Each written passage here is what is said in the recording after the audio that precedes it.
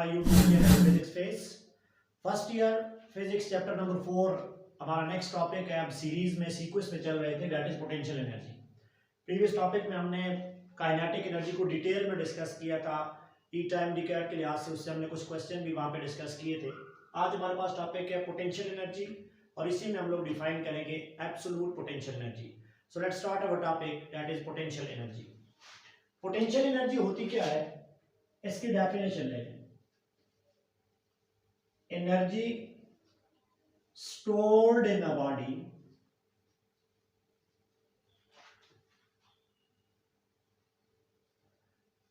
energy stored in a body due to its position with respect to some reference। इसका मतलब है जब आप लोग पोटेंशियल एनर्जी को डिस्कस कर रहे होते हैं तो सबसे इंपॉर्टेंट चीज आपके पास होती है कि पोटेंशियल एनर्जी किसी रेफरेंस के लिहाज से आप लोग डिफाइन कर रहे होते हैं। विदाउट रेफरेंस आप लोग पोटेंशियल एनर्जी को डिफाइन नहीं कर सकते कि किस रेफरेंस से पोटेंशियल एनर्जी की वो पोजीशन आप लोग जज कर रहे हो। और दूसरी चीज हमने यहां पे देखी है कि ये तो energy stored in a body है। आप किसी बॉडी को मूव करवाएंगे एक रेफरेंस पोजीशन से, किस हद तक आप लोग उसको लेके जाते होते हैं, उनके दरमियान कितना काम हो रहा है, that is known as a potential energy. इसका मतलब है पोटेंशियल एनर्जी के लिए आप लोग एक और भी वर्ड यूज कर सकते हो, that is also known as, इसको आप लोग बेसिकली एक और नाम से भी देख रहे होते हो, that is relative potential energy. The word relative यहां पे बता रहा है कि आप लोग इसको रिलेट करेंगे, रिलेटिव पोटेंशियल एनर्जी। ये पहला पॉइंट है कि आप लोग इसको किसी रेफरेंस के लिहाज से रिलेट कर रहे होते हो। आपको पता होना चाहिए कि किस रेफरेंस से आप लोग वर्क डन कर रहे हो और वो work done in the form of energy stored होता है, that is known as the potential energy. मतलब अगर आप लोग इसको फर्दर इसके पॉइंट लेके तो आपके पास ये चीज आ जाएगी कि जहां पे कंजर्वेटिव फील्ड होगी वहीं पे आपके पास क्या हो जाएगी, पोटेंशियल एनर्जी हो जाएगी। इसका मतलब ये चीज है कि आप लोग एक रेफरेंस के लिहाज से देख रहे होते हो और कंजर्वेटिव फील्ड कौन सी होती थी जिसमें आप लोग वर्क डन देख रहे होते थे। वर्क डन ये इंडिपेंडेंट होता था, work done is independent to the path followed by a body. और अगर आप लोग इस चीज को देखें, path followed by a body, तो जो पोटेंशियल एनर्जी है वहां पे वहीं पे आपका फिनोमेना होगा जहां पे आपके पास फील्ड कौन सी हो जाएगी, कंजर्वेटिव। मतलब सिंपल वर्ड में आप किसी फील्ड के रेफरेंस से काम कर रहे होते हैं और उस काम की वजह से जो एनर्जी स्टोर हो रही होती है that is known as a potential energy. मतलब अगर आप लोग इसको एक और चीज से देखें तो आपके पास क्या आ जाता है, we must have a certain reference. आपका अगर रेफरेंस नहीं है ना तो पोटेंशियल एनर्जी भी आप लोग फाइंड आउट नहीं कर सकते। रेफरेंस के लिहाज से different types of potential energy आपके पास होंगी।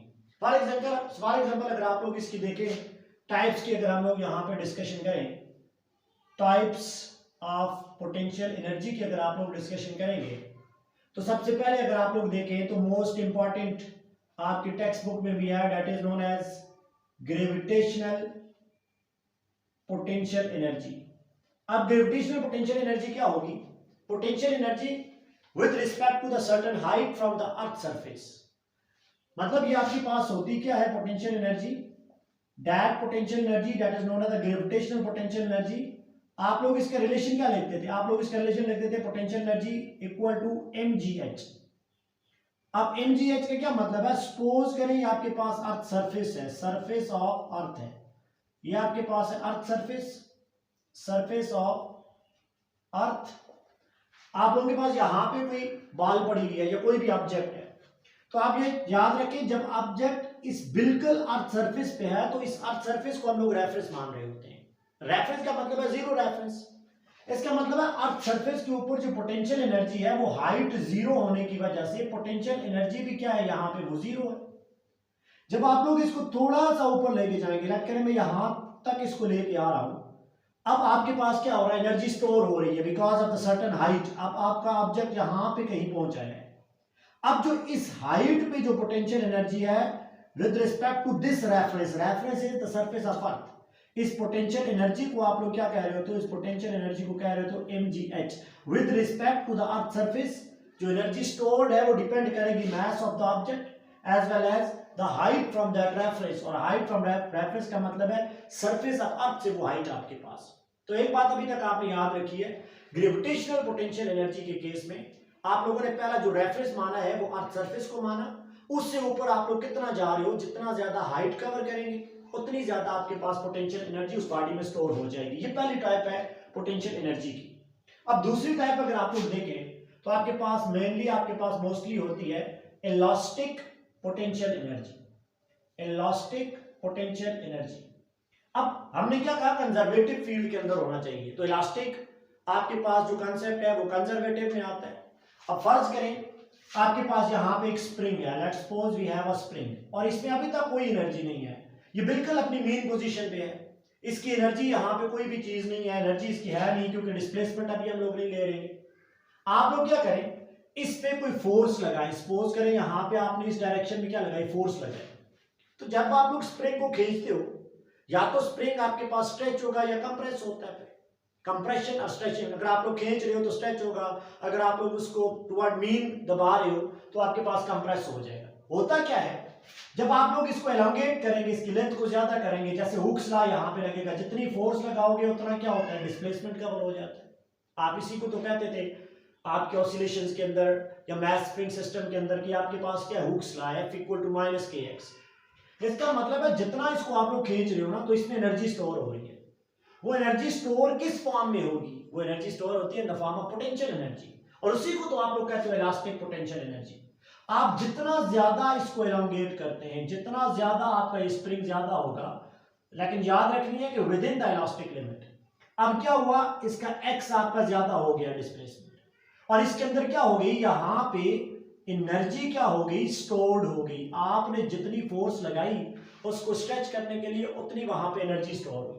That energy is known as elastic potential energy. Again वो कंजर्व वाला कंसेप्ट आपके पास आ गया, और इसके लिए रिलेशन क्या होती है, पोटेंशियल एनर्जी जो इलास्टिक आपके पास है वो किसके बराबर होती है, हाफ के एक्स के आर। ये दूसरी फॉर्म आपके पास है जो पोटेंशियल एनर्जी की।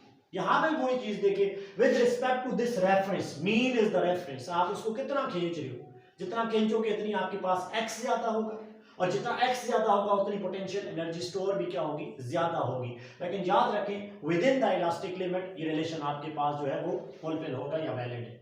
अब अगर आप लोग एक और देख रहे हैं, इसकी एक और फॉर्म भी अगर आप लोग देखें, थर्ड टाइप्स ऑफ आपके पास potential energy, that is known as chemical potential energy.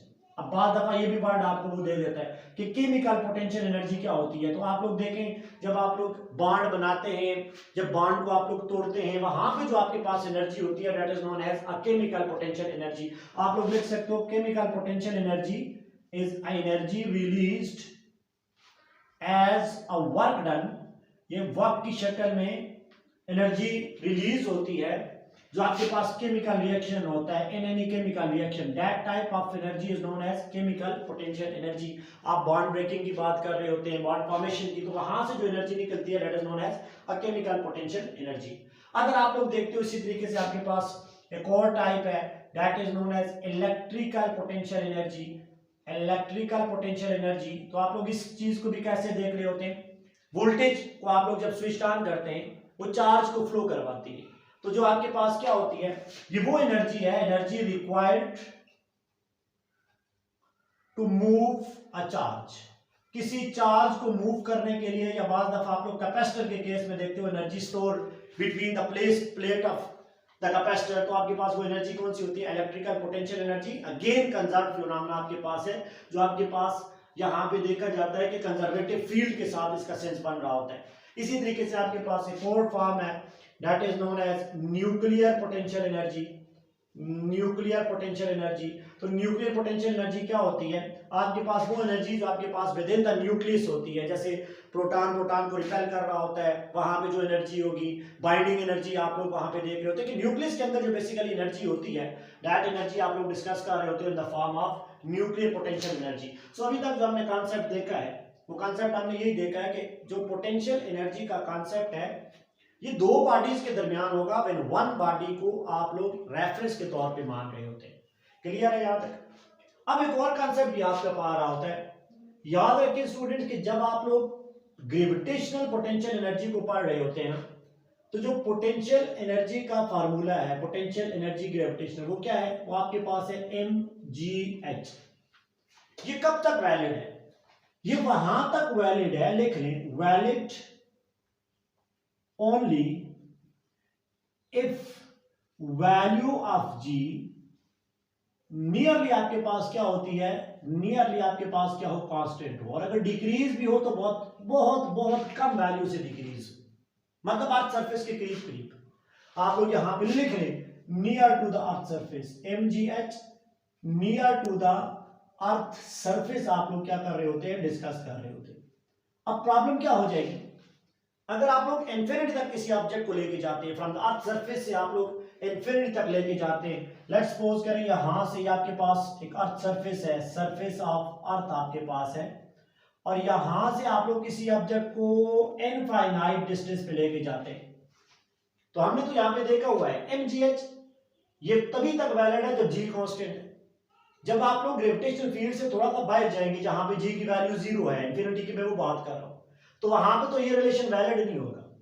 वहां पे जो एनर्जी होती है, आप लोगों ने डिराइव भी किया है, that energy is known as absolute potential energy.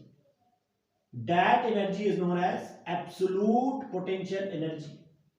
मतलब एब्सोल्यूट पोटेंशियल एनर्जी कहां पे होगी? पहली चीज याद रखें, ये वहां पे होगी जहां पे आपके पास वैल्यू ऑफ जी क्या है? वो आपके पास 0 हो। आप किसी ऑब्जेक्ट को इन्फिनिटी पे लेके जा रहे हैं, energy stored when object is moved to infinite distance। आपने एक ऑब्जेक्ट को रेफरेंस माना और उसको इनफाइनाइट डिस्टेंस तक लेके चले गए, then the energy stored in the body will be always known as absolute potential energy.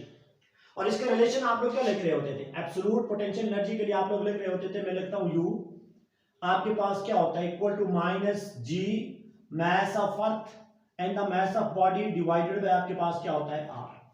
अब ये रिलेशन आपको क्या बता रहा है? देखिए, ये रिलेशन आपके पास बता रहा है कि अगर आप लोग R को इंक्रीज करेंगे, अब ये चीज कंसेप्ट देख रहे हैं, when this R is increase तो U क्या होगा? यहां पे तो लग रहा है कि इनवर्स रिलेशन है, बट दिस माइनस साइन, ये वाला माइनस साइन आपको क्या बता रहा है? माइनस साइन आपको बता रहा है कि U नेगेटिव में आपके पास इंक्रीज हो जाएगा। अब नेगेटिव में क्या मतलब है? R को अगर आप लोग इंक्रीज कर रहे हो ना, तो अब आपके पास जो वैल्यू है U की, देन U जो आपके पास पोटेंशियल एनर्जी है बिकम लेस नेगेटिव। ये नेगेटिव तो होगा लेकिन लेस नेगेटिव होगा। अब लेस नेगेटिव का क्या मतलब है? लेट्स सपोज करें पहली वैल्यू -8 है, दूसरी वैल्यू -6 है, तो इसमें बड़ी वैल्यू कौन सी है? बड़ी वैल्यू आपके पास -6 है, क्योंकि आप लोग नेगेटिव में 0 की तरफ आ रहे हैं। इसका मतलब वही चीज है, R को इंक्रीज करेंगे देन U बिकम नेगेटिव, मतलब ये वैल्यू आप लोग ऐसे लेके होते हैं, माइनस को इधर लेके आ जाए, तो -U इक्वल टू 1/R। यार अब आपको R को इंक्रीज करें, U डिक्रीज होगा, डिक्रीज किस में होगा? माइनस में। तो माइनस में डिक्रीज होने का मतलब क्या है? कि U बेसिकली इंक्रीज हो रहा है। अब इंक्रीज हो रहा है तो आप लोग यहां पे भी क्या लिखेंगे?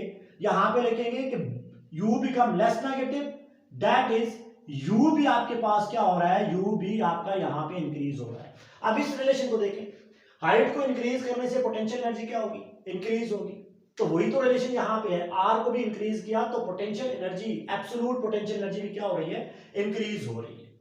अब अगर आप लोग यहां पे बात दफा वो क्वेश्चन करता होता है, absolute potential energy, absolute potential energy on the surface of earth, surface of अर्थ, इसकी वैल्यू अगर आपने फाइंड करनी है तो आपको ये चीज तो पता है कि potential energy on the surface of अर्थ क्या थी? वो तो 0 थी, because height 0। But absolute potential energy on the surface of अर्थ क्या हो जाएगा? ये हो जाएगा -G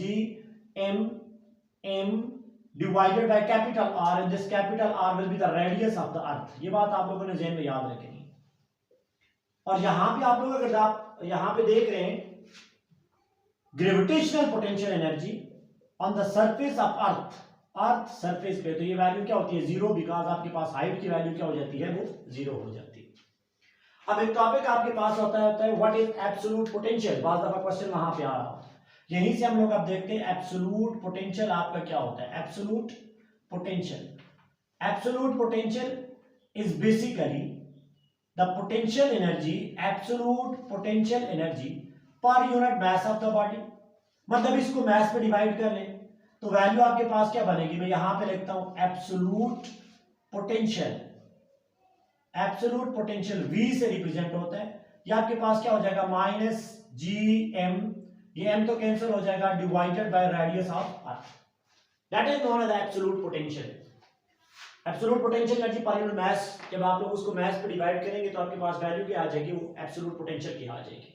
और इसकी बाद दफा आपको डायमेंशन पूछ रहा होता है, तो डायमेंशन इसकी आपके पास क्या हो जाएगी, देखें ये आपके पास है work done per unit mass, तो work done per unit mass को जब आप लोग करेंगे तो इसकी डायमेंशन आ जाएगी L स्क्वायर T माइनस 2 आपके पास। और बाद दफा आपको ये ऐसे ही पूछ रहा होता है this value is equal to minus G R E, so this is known as आपके पास, इसको आप लोग क्या कह रहे होते हैं एब्सोल्यूट पोटेंशियल। तो स्टूडेंट्स ये बात आपकी थी कि आप लोगों ने पोटेंशियल एनर्जी की फॉर्म देखी, एब्सोल्यूट पोटेंशियल एनर्जी को देखा, जो ज्यादातर आपके पास ईटा एमडी कैट में क्वेश्चन यहाँ से आ रहे होते हैं। अब एक बात को आप लोग याद रखें कि जब आप लोगों से वो पूछेगा ग्रेविटेशनल पोटेंशियल, अब बाद दफा क्या करेगा, बाद दफा आपको वो कोई ऐसी बॉल देगा, सपोज करें यहाँ पे आपके पास कोई बॉल है और ये आपके पास अर्थ सरफेस है, वो कहेगा ये हाइट ऑफ द बॉल आपके पास है, लेट्स सपोज करें 4 मीटर, आपने बॉल को बाउंस किया सरफेस ऑफ अर्थ पे और ये वापस आपके पास आ गई 2 मीटर पे, तो बताएं आपके पास पोटेंशियल एनर्जी इस पॉइंट पे आपके पास क्या होगी, ये पॉइंट बी आपके पास है, इस पॉइंट पे पोटेंशियल एनर्जी क्या होगी। तो बाद दफा आप लोग ये गलती कर देते हैं कि यहां से हाइट को 4 माइनस 2 कर लेते हैं या बाद 4 प्लस 2 कर लेते हैं, चलिए इस हाइट को हम लोग लिख लेते हैं 1.5 पे आपके पास पोटेंशियल एनर्जी क्या होगी। अब हाइट कौन सी यूज करनी है, तो कॉन्सेप्ट क्या है, जैसे ये बॉल आके जमीन पे लगेगी तो अर्थ सरफेस पे पोटेंशियल एनर्जी क्या है, वो तो 0 है। इसका मतलब है ये वाली हाइट तो लेनी नहीं है ना, क्योंकि इसके बाद पोटेंशियल एनर्जी क्या होगी, वो तो 0 होगी। फिर पोटेंशियल एनर्जी के लिए हाइट कौन सी लेंगे, जब वो दूसरी बार बाउंस होके किसी सर्टेन हाइट पे आए, क्योंकि पहली जो एनर्जी स्टोर थी वो 0 हुई, फिर दूसरी बार फिर स्टोर हुई, वो जो दूसरी स्टोर हुई वो तो इस साइड के रेफरेंस हुई, that is 1.5। So potential energy क्या लिखेंगे, mg टाइम ऑफ 1.5, जो भी वैल्यू आपके पास होगी। ये चीज आपका बड़ा कॉन्सेप्ट है कि आप लोग पोटेंशियल एनर्जी के लिए H1 माइनस H2 कब करेंगे, जब आप लोग सेम डायरेक्शन में जा रहे हो, अर्थ सरफेस से किसी ऑब्जेक्ट को, लेट्स सपोज करें ये अर्थ सरफेस है, यहां से मैं किसी ऑब्जेक्ट को यहां पे ला रहा हूं, ये H1 हो जाएगी, यहीं से ऊपर लेके जा रहा हूं H2 हो जाएगी। अब आपने देखना वो किस दो ड्यूरेशन डिस्टेंसेस के दरमियान में पोटेंशियल एनर्जी का पूछ रहा है। अगर ये तो वो ऐसे पूछ रहा है कि आप लोग बॉल को बाउंस कर रहे हो, तो जब बॉल जमीन की सरफेस पे टच करेगी उसकी पोटेंशियल एनर्जी क्या हो जाएगी, 0 हो जाएगी। उसके बाद क्या हो जाएगी, वो हाफ डिस्टेंस पे जा रही है तो h/2 लिखेंगे, वो आपके पास अगर 1/3 पे जा रही है तो h/3 आप लोग लिखेंगे। So it's mean potential energy on the surface of earth, because earth surface आप रेफरेंस मानते हो, इज ऑलवेज इक्वल टू 0। बाकी आपने देखा एब्सोल्यूट पोटेंशियल एनर्जी क्या होती है, पोटेंशियल एनर्जी के डिफरेंट फॉर्म्स आपके पास क्या होते हैं। Potential energy is a form of energy, और वर्क डन आपके पास जो उसकी डायमेंशन है वही पोटेंशियल एनर्जी की डायमेंशन है, और ये स्केल आपके पास नेचर वाइज स्केलर फॉर्म में आ जाती है, बिकॉज वर्क स्केलर, यूनिट इसकी होगी जूल में। बाकी चीजें आसान है, इसको थोड़ा सा आप लोग रिवाइज करें, उम्मीद है आपको समझ आई होगी। आप खुद प्रैक्टिस करें ताकि मजीद आपको क्लियर हो जाए। Thank you, Allah Hafiz.